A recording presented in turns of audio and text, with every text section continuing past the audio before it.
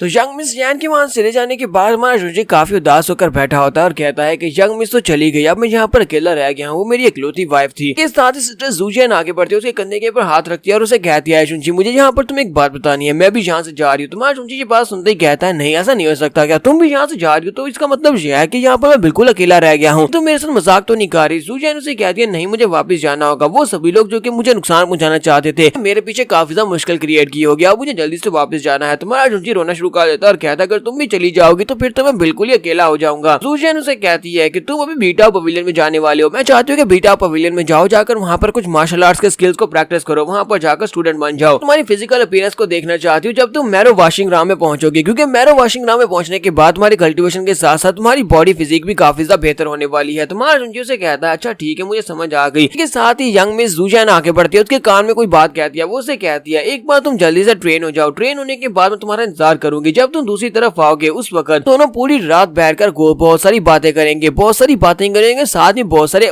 वैसे काम भी करेंगे। तुम समझ रहे हो ना मैं क्या कह रही हूँ? उसकी बात सुनने के बाद ही कहता है क्या वाकई में तुम इस बारे में सीरियस हो कि हम लोग पूरी रात करेंगे? तो सिस्टर जूजियन उसे कहती है कि हाँ हम लोग पूरी रात करेंगे, एक बार तुम तैयार होने के बाद वहाँ पर मेरे पास चले आओ, उसके बाद तुम्हें खुद ही पता चल जाएगा कि हम लोग करेंगे या नहीं करेंगे। साथ ही वहाँ पर से गायब हो जाती है। उसके चले जाने के बाद में जुंजी कहता है कि अब जबकि सभी लोग जा चुके हैं तो इसका मतलब यह है कि अब मुझे भी अपने सफर को आगे बढ़ाना चाहिए। तो उसके सामने बीटा पवेलियन होता है, तो वो कहता है बीटा पवेलियन में आ रहा हूँ, मुझे तुम्हारा स्टूडेंट बनकर बहुत सारे स्किल सीखने हैं। बीटा पवेलियन का दरवाजा पार करने के बाद मेरा जुंजी जैसे अंदर आता है तो वो कहता है बीटा पवेलियन तो काफी बड़ा ग्रैंड सिटी है, यानी कि यहाँ पर तो बहुत कुछ है। दरवाजे से एंटर होने के बाद उसे सामने काफी सारे लोग दिखाई देते हैं, वो सारे के सारे लोग भागते हुए सामने की तरफ ही जा रहे होते हैं। तुम्हारा जुंजी कहता है कि यहाँ पर लगता है कोई फंक्शन चल रहा है, यहाँ पर तो बहुत सारे लोग जमा है, लगता है कि यहाँ पर कोई स्पेशल सेरेमनी हो रही हो, तो चलो जाके किसी से पूछते हैं। तो वहीं पर सामने उसे एक लड़का दिखाई देता है जो कि दीवार के पीछे झुककर लड़कियां देख रहा होता है। यहाँ पर लड़कियां ताड़ रहा होता है और कहता है कि देखो तो सही यहाँ पर ये लड़कियां कितनी ज्यादा खूबसूरत हैं, किसी की टांगे कितनी लंबी है, किसी की स्कर्ट कितनी छोटी है। बीटा पवेलियन में तो लड़कियों की कोई भी कमी नहीं है, जबकि हमारा जुंजी वहाँ पर पीछे खड़ा उसको देख रहा होता है। जब वो मोटा वहाँ पर अपना ढकमुना पूरा कर रहा था तुम्हारा जुंजी उसके पास आता है, कंधे पे हाथ रखता है और उसे कहता है हेलो ब्रदर। वो उसे हेलो ब्रदर कहता है तो बेचारा मोटू बहुत ज्यादा डर जाता है कि यहाँ पर ये किसी लड़की का भाई तो नहीं है जो मुझे पीटने के लिए आया है। जुंजी उसे रिस्पेक्ट देते हुए कहता है कि मेरा नाम जुंजी है, क्या मैं ब्रदर से पूछ सकता हूँ कि तुम्हारा नाम क्या है? इसके साथ ही वो बेचारा काफी ज्यादा घबरा जाता है और क्या सोच रहा होता है कि अब मैं यहाँ पर अपना क्या नाम बताऊँ। वो उसे कहता है कि मेरा नाम डू कीजी है, तो बताओ कि तुम्हें मुझसे क्या चाहिए, क्या तुम्हें मेरी मदद चाहिए? तुम्हारा जुंजी उसकी बात सुनने के बाद सोच रहा होता है जरा देखो तो सही, इस लड़के को मुझे अच्छी तरह से पता है यहाँ पर खड़ा लड़कियां ताड़ रहा था, लेकिन इसके बावजूद अब यहाँ पर कितना ज्यादा जेंटलमैन बन गया है। जुंजी उसे कहता है कि ब्रदर मैं यहाँ पर बस ये पूछना चाहता हूँ कि आखिर इतने सारे लोग यहाँ पर क्यों जमा है, ये सभी लोग यहाँ पर क्यों आए हैं? तो डू कीजी वहाँ पर पहले तो बहुत ज्यादा घबरा गया था, वो सोच रहा था मुझे तो लगा था ये किसी लड़की का भाई और मुझे पीटने के लिए आया है, लेकिन लगता है कि ये सिर्फ और सिर्फ उसे ये जानना चाहता है कि यहाँ पर इतने सारे लोग जमा क्यों हैं। तो वो उसे कहता है कि ब्रदर आज बीटा पवेलियन में यहाँ पर दरवाजे खोले गए हैं ताकि स्टूडेंट्स को एक्सेप्ट किया जा सके, आज यहाँ पर टेस्ट होने वाले हैं, इसी वजह से ये सभी बच्चे यहाँ पर एग्जामिनेशन में हिस्सा लेने के लिए आए हैं। तुम भी यहाँ पर अपने लक को ट्राई करना चाहोगे, क्या तुम बीटा पवेलियन का हिस्सा बनना चाहोगे? तुम्हारा जुंजी उसकी बात सुनने के बाद सोच रहा था तो एक बहुत ही बड़ी अपॉर्चुनिटी है, ली फेंग की जान लिया जो कि हेवनली स्काई सेक्टर का सेकंड यंग मास्टर है। इसका मतलब यह है कि मैं वहाँ पर डायरेक्टली अंदर इंटर हो सकता हूँ, मुझे टेस्ट देने की जरूरत भी नहीं पड़ेगी। वो काफी ज्यादा खुश हो जाता है और कहता है तो ये तो बहुत अच्छी बात है, एबिलिटीज मेरे पास है, इन एबिलिटीज को यूज करते हुए मैं इतनी आसानी से सिलेक्शन के बिना ही अंदर जा सकता हूँ, पवेलियन का हिस्सा बन सकता हूँ। जबकि मोटू वहाँ पर सोच रहा